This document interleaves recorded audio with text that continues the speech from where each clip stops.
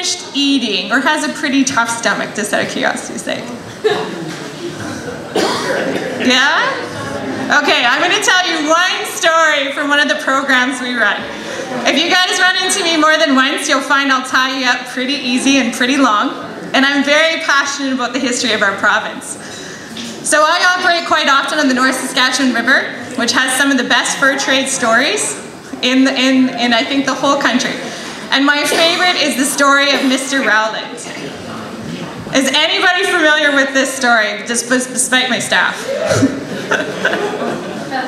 So Mr. Rowand, in about 1854, was the Tsar of the Prairie. So he operated the entire Northwest Territories. Now this story starts out a little dry because I got to fill in the details, but believe me, it gets a lot better. So he was a big man out west. He was also huge. John Rowland weighed about 400 pounds, which was pretty big for the fur trade. He's also famous for building the first two-story house in Western Canada at Fort Edmonton. So in 1854, he decided to come and visit his son at Fort Pitt. And him and his voyageurs got in a little scuffle, and he separated his voyageurs and promptly died of a heart attack on the docks at Fort Pitt. Which normally wouldn't be such a big problem, but this is 1854, it's July, and he wants to be buried in Montreal. So now the voyageurs have the task of transporting a 400-pound corpse. Oh, now everybody gets quiet. All the way back to Montreal. So first they buried him until they came up with a plan. Then they dug him up, they boiled him up. They forgot to tell the women of the post that they'd actually boiled him and not somebody else, so they ended up making soap and candles out of Mr. Rowland. And they sealed him up in a barrel of rum.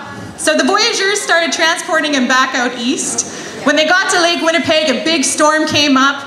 Being a superstitious lot, they pitched the barrel out of the canoe.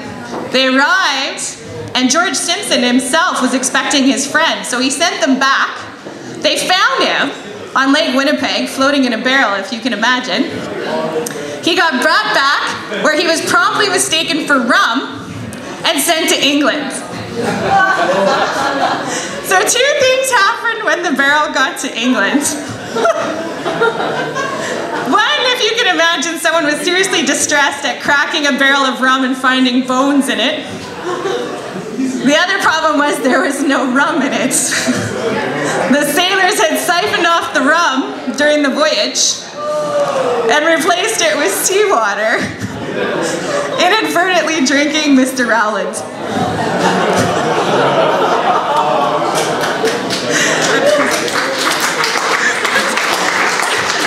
If you tell this to a bunch of high school kids, they find that very interesting. So he eventually did make it back, and he is buried in Montreal in the cemetery to this day. You can visit his grave. And that's just one of the many stories that we share when we're in the canoes out with Clearwater Canoeing.